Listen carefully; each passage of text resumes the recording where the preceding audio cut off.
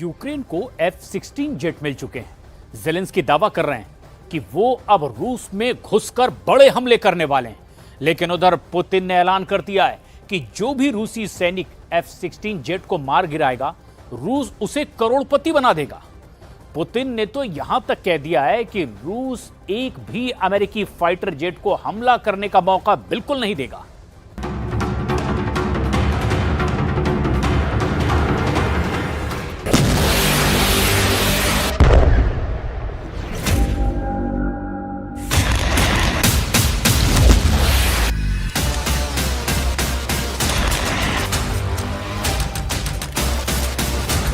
पूरा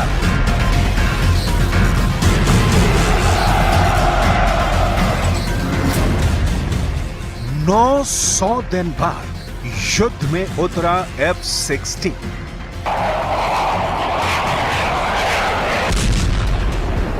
अगर अब भी राष्ट्रपति ज़ेलेंस्की का यूक्रेन रूस को जंग नहीं हरा पाए तो अगले 7 जन्मों तक यूक्रेन कभी भी रूस को हरा नहीं पाएगा। यूक्रेन को अमेरिका और नाटो देशों से लंबी दूरी की मिसाइलों के साथ साथ वो फाइटर जेट मिल गए हैं जो रूस यूक्रेन जंग में गेम चेंजर साबित हो सकते हैं।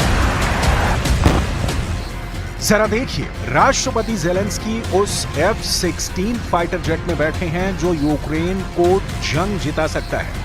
F-16 को लेकर ज़ेलेंस्की शुरू से ही दावा कर रहे हैं कि अमेरिकी फाइटर जेट F-16 अगर उन्हें मिल गए तो यूक्रेनी वायुसेना रूस में भारी तबाही मचा सकती है।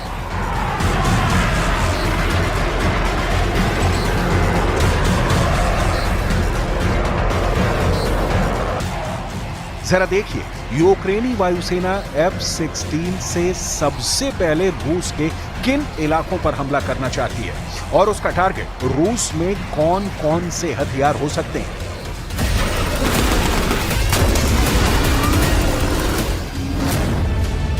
पश्चिमी मीडिया के दावों के मुताबिक यूक्रेन को नाटो देशों से मिले F-16 रूस पर बड़ा हमला करने जा रहे हैं। दावों के मुताबिक यूक्रेन को मिले F-16 सबसे पहले मॉस्को और क्राइमिया पर हमला करेंगे।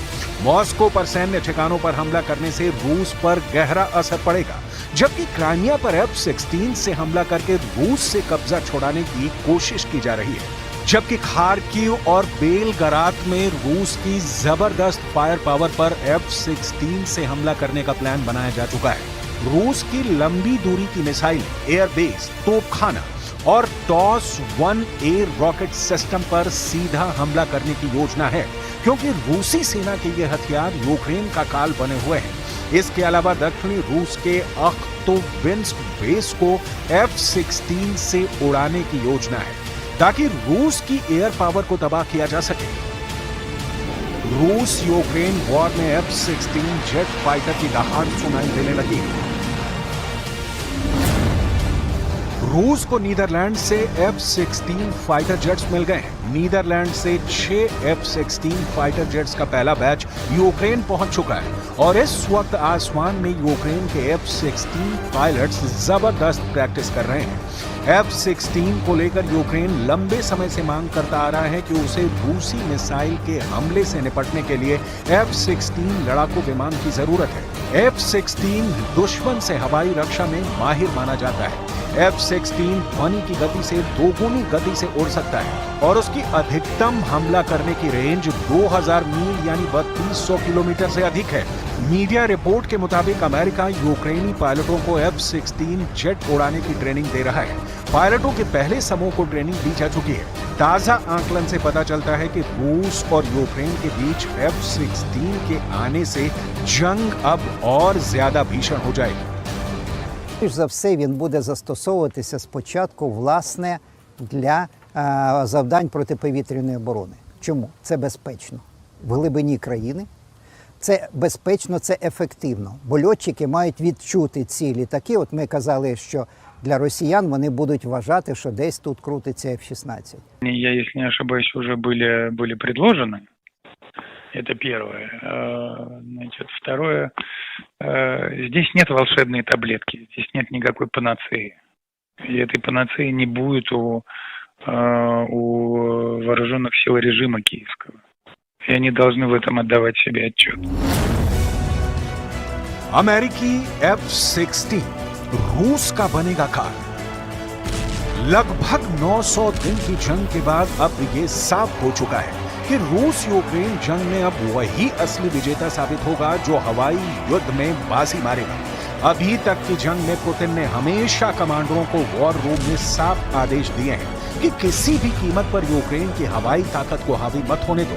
यूक्रेन ने जितनी बार रूस के अंदर हमले किए हैं उसमें 95% से ज्यादा हमले यूक्रेन ने अमेरिका और नाटो से मिले ड्रोन से किए हैं या फिर नाटो के मिसाइल या हिमार्स जैसे रॉकेट सिस्टम से रूस में तबाही मचाई है।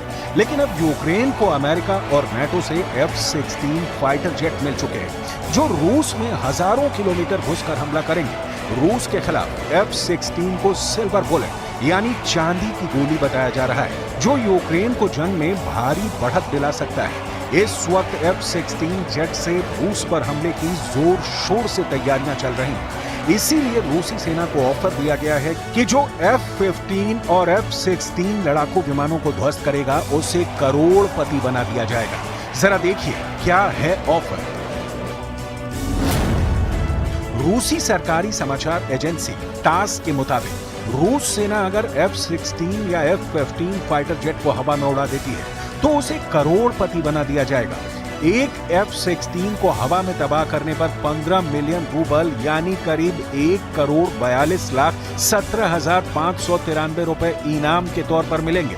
ठीक इसी तरह से अगर रूसी सेना नाटो के बेहद एडवांस टैंक जैसे अमेरिका का अब्राहम टैंक, ब्रिटेन का चैलेंजर टैंक या फिर जर्मनी के लेपर्ड टैंक को तबाह करती है तो उसे 5 लाख रूबल यानी करीब 47,04,447 रुपए इनाम के तौर पर मिलेंगे।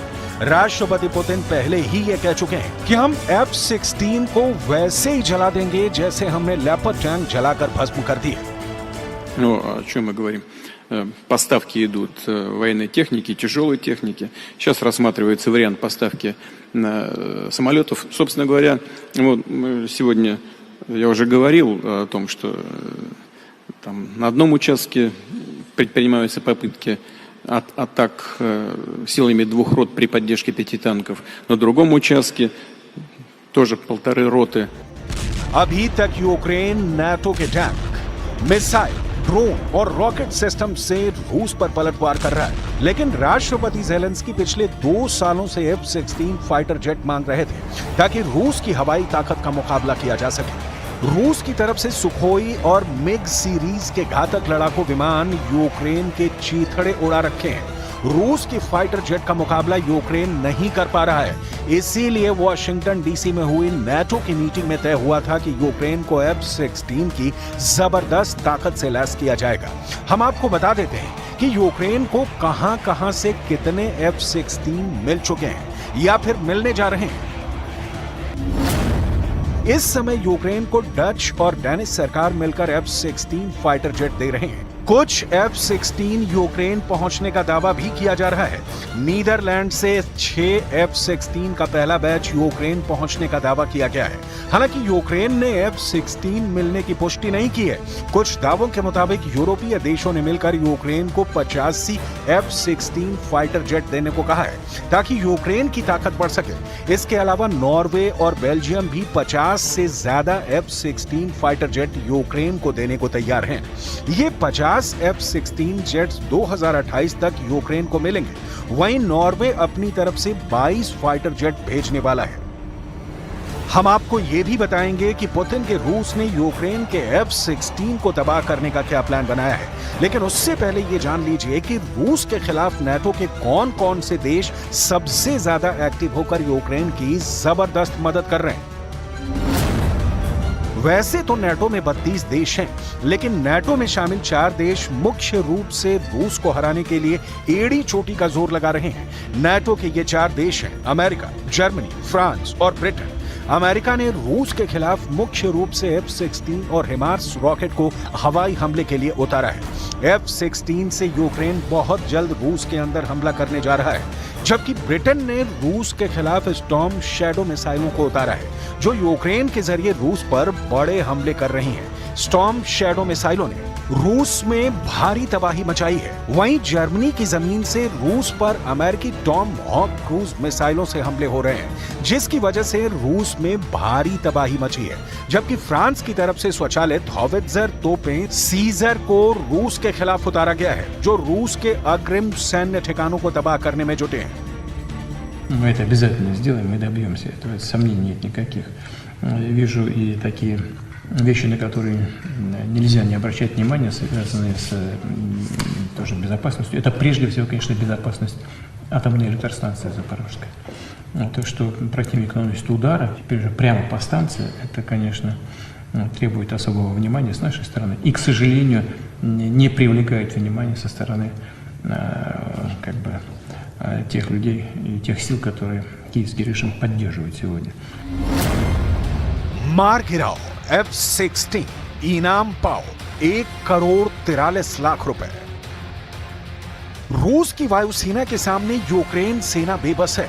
एंटी एयरक्राफ्ट मिसाइलें और एयर डिफेंस सिस्टम को रूसी सेना ने तेजी से तबाह किया है, लेकिन F-16 को लेकर पूरे रूस में खौफ है। यही वजह है कि रूस F-16 को खास तौर से तबाह करने में जुट गया है। जरा देखिए F-16 पर करोड़ों रुपए का इनाम रूस में किसने घोषित किया है। तास के मुताबिक 16 जुलाई को रशियन कंपनी फोर्स ने कहा था कि वो किसी भी रूसी फाइटर को 15 मिलियन रूबल यानी 1,43 लाख रुपए का इनाम देंगे अगर वो F-16 फाइटर जेट को मार गिराता है। तेल ड्रिलिंग इक्विपमेंट में विशेषज्ञता रखने वाली कंपनी के टॉप अधिकारी इत्या पोटानिन ने ये ऑफर दिया है। रशियन कंपनी फोर्स ने पहले F-16 लड़ाकू जेट को मार गिराने के लिए इनाम देने की बात स्वीकार की है।